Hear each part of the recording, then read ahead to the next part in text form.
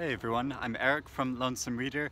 It's the morning of Monday, July 30th, and it's the first day of BookTubeAthon. This is my first BookTubeAthon, so it'll be quite interesting to see how it plays out, but I really enjoyed doing Mercedes Autumn Readathon last year, and I found it did motivate me to read more, even more than I usually do.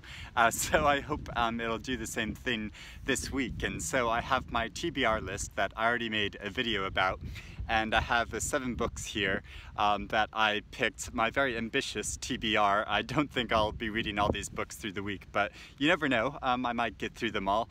And through the coin toss, my first read will be Cersei by Madeline Miller, which is a novel I've been really wanting to get to because I loved her first novel, and I was anticipating this book months before it came out, and it's been a few months since it actually came out, so it's one of those books that I just haven't actually read yet. And you know, you have those books where you really want to get to them, and for whatever reason you just don't actually get to them. So I'm glad to have this week because it'll actually motivate me to read it. And I'm about to go to my gym because I've gotten into this habit recently of getting up quite early in the morning and going to my gym and going on the treadmill and trying to read on the treadmill, which I know is a very dangerous thing, but I just felt like I was getting to this point where I was becoming this blob, you know, just this reading blob that gets up in the morning. I sit on the sofa, I read for a few hours before work, and get no activity, and so it's like my spine was turning to jelly. And so I just feel like I needed to have some activity, to some sort of exercise. I don't care that much about staying fit or exercise, but I need some amount to just not turn into a blob. You know, I would love it if somebody would create an exercise machine where you could actually safely read while also exercising, because I just know one morning I'm gonna be deep in the story of what I'm reading and fall off the treadmill and just embarrass myself in front of all the big methyl guys in the gym. But you know, I'll come to that when it happens. So I'm really eager to get into Cersei and this mythological story and see what it's actually about. And I'll be checking in bits and pieces during the week of how my reading's getting on. Okay, I've been to the gym, I've worked up a sweat and done my minimum amount of required movement for the day, so I can just sit at work and read for the rest of the day. And I've started reading Cersei, and my first response is, I want a big strong god daddy like Helios, even though he may be into bestiality.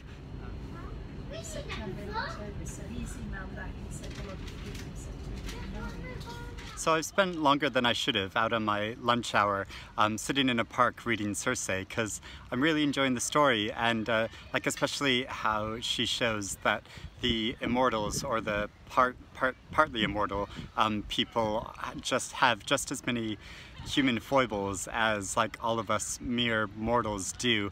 And I like how she sort of segments how the immortals are sort of like whales and mortal people are kind of like worms, and that's the scale of difference between us.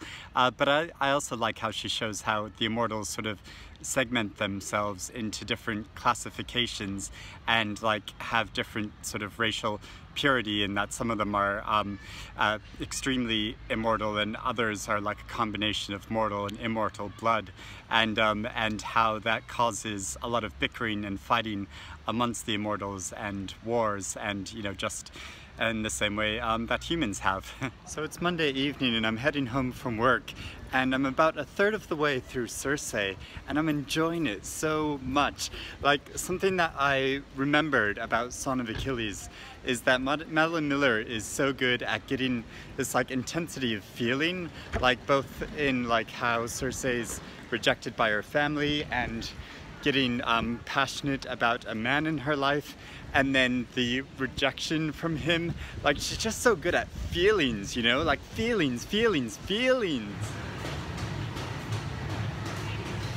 So it's Tuesday morning. I woke up really early again this morning and went to the gym and read some more. So now I'm about a third of the way through the novel, and Circe has been exiled to an island, which as a punishment, but it doesn't really sound like a punishment because even though she's living there by herself, she has a house which cleans itself, which has a store cupboard filled with food which replenishes itself, and even the dishes clean themselves.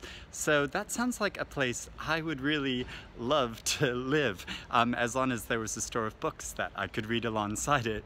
So I just wanted to imagine for a moment that I was actually living on this island, but of course I'm not on the island. I'm in the middle of the city still, so I'm just on my way to work, and I'm hoping to get out of work early and read some more. So it's lunchtime, I'm out by St. Paul's, having a bite to eat and reading a bit more of Circe, and her sister Pasiphae is such a biatch. And I want to read you a passage, not an example of how horrible her sister is, but how romantic Madeline Miller can be in her prose. And there's this passage that really struck me where she says, "In a solitary life, there are rare moments when another soul dips near yours as stars once a year brush the earth. Such a constellation was he to me."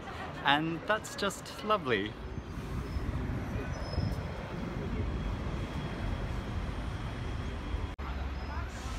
So it is Wednesday morning, and there's some graffiti which appeared recently in my neighborhood, which is quite funny. But I'm about halfway through Circe now, and I have to say one negative I've sort of found recently reading it is that it sort of feels like she's trying to fit in too many names of these Greek myths. And so it almost feels like Circe is sort of name dropping at some points, where she mentions things like Medea and the Minotaur and the Golden Fleece. And so you get all these stories. I don't know a huge amount about Greek myths, but I heard mention of some of these elements before.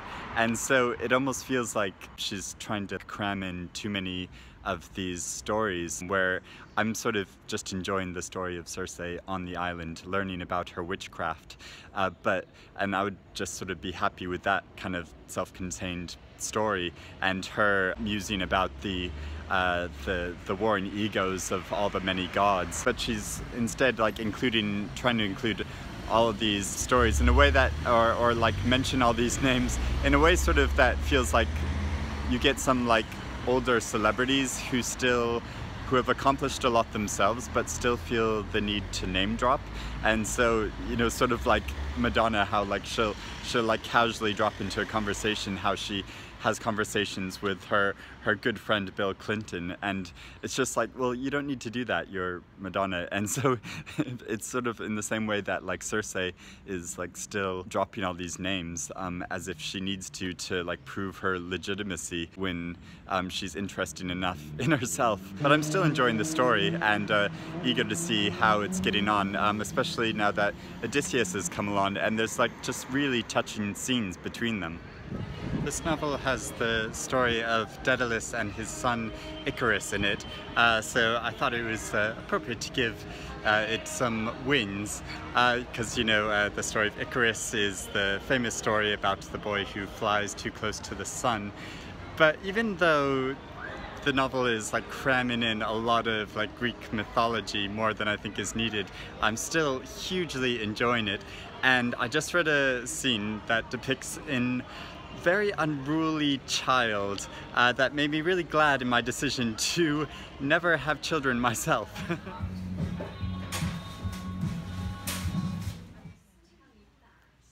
So I have gotten to a section of Circe where Circe goes to the bottom of the ocean to fight an ancient sea monster, and I am so here for it. It's really exciting, but a big warning: if you are reading a text which is a modern interpretation of classic texts, and you get curious about a section of that text or a detail of it, don't go researching it right away, because there might be plot spoilers, because there's a little section that I went and looked up because I was unfamiliar with this particular myth.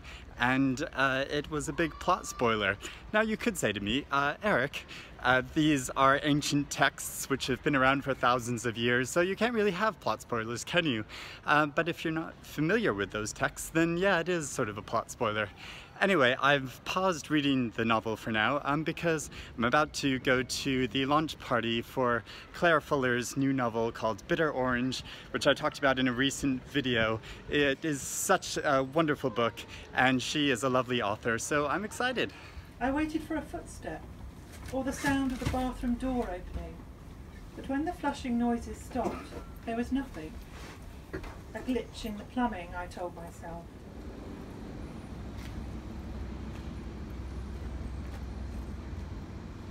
Hey everyone, say hello to Virginia. Virginia, say hello to everyone. Hello everyone. I don't know if Virginia is participating in BookTubeAthon or not, but I thought I would just, get her in for a guest appearance. We've been wanting to do a collaboration for ages, but Virginia's schedule is like really packed. So it is Thursday evening, and I wasn't able to film at all today. I meant to film this morning, but I had to open up my office and work early. And then I wanted to film at lunchtime, but I ended up going to a bookshop to see my friend Uli, who's a bookseller there. And we just ended up talking for ages and chatting about all these things. So like, I didn't get to do any filming today yet, but I have finished Cersei. And it was fantastic. I really enjoyed this book. I mean, it's basically like, the novel Wicked, where Gregory Maguire took the story of the Wicked Witch of the West and gave her humanity back. And I felt that's what Madeline Miller did for Cersei as well. Just a really touching look at a woman who is mostly scorned in history as a witch, but she shows her really complex life. And yeah, it's just like such a moving story, and also like in the way that it talks about the human condition and the amount that ego plays into all of our lives. And yeah, so really enjoyed it, really happy with this first read for the BookTubeAthon. And then I've just started reading this book of short stories called How to Love by a new author called Alexia Arthurs, who Zadie Smith is a big fan. And I read the first story, Light-Skinned Girls and Kelly Rowlands, and it's basically about a girl going to university for the first time in New York City. And she comes from a low-income family. She just lives with her mother, who's Jamaican, and she meets there a girl who's from California, who's just from the Bay Area, and she's the only other black girl in her class, so she just assumes that they're gonna have this connection, but the girl doesn't really pay that much attention to her. But then they do eventually become friends, and it's sort of about the different perceptions, self-perceptions of race and how that's interpreted. Even though they both have Jamaican parents, they come from very different socio-economic groups, and that really changes their perception of how they think of racial identity. And also the girl she wants to become friends with is from California, so there's like regional differences as well. And it's just a lovely way of talking about all these sort of issues to do with race and bringing them up out in the open and not giving any answers, but just sort of raising the questions. So I'm gonna go and read some more stories now, and chat with you soon. It'd be good to get 50 conversations with friends done at the same time.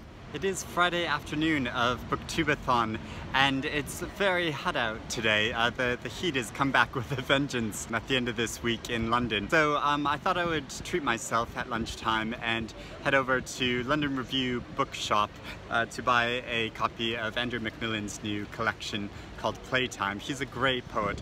His first collection of poetry is called Physical, has some of the strongest poems I feel like I've read in the past decade, so highly recommend him. And I've been reading another story in Alexia Arthurs' collection, How to Love a Jamaican, and the narrative of it is quite convoluted. I'm not enjoying it as much as I did the first story. So, but I guess that's like the way it goes with short story collections. Sometimes you get good ones, and sometimes you get ones that don't strike you as much. So I'm doing something quite wild and daring, and I'm stepping aside from my TBR to start another book called Ponti by Sharlene Teo, which I've been wanting to read for months, and I might be going to a book club talking about this novel next week that's being hosted by Anna James. So I wanted to read it before then, and I've been wanting to read it anyway, so it's a good excuse to actually read it.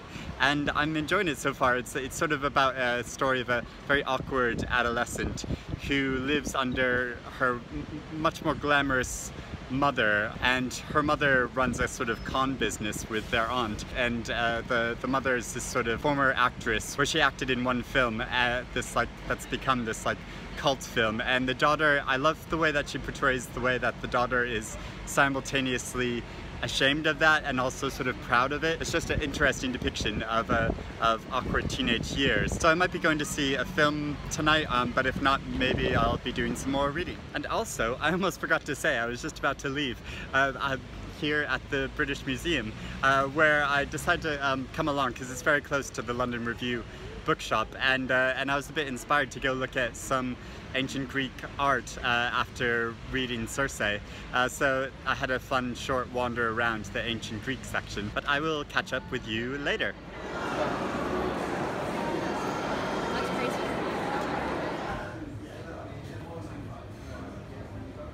So it's early Saturday afternoon, and I just want to say that I was wrong about the second story in this collection, which is called Mash Up Love, and I thought it was, in like the end, it sort of came together for me and was quite a touching story about twin brothers, and it's told from one brother's perspective, and it's about how like the other brother, he sort of misbehaves and does quite bad things, dates lots of different women, gets them pregnant, and then makes himself scarce and doesn't take responsibility for it. But still, he's the brother that's like favored by the mother, and it's in that sort of contradiction of like even though he's the purportedly good brother, the other brother is the one that seems to get all the attention. And there's this common thing in a lot of families where sometimes the siblings or the members of the family which act out the most are the ones that get all of the attention. So yeah, I am eager to keep reading these stories. It's later on Saturday afternoon, and I'm taking shelter in my library because it's cooler in here.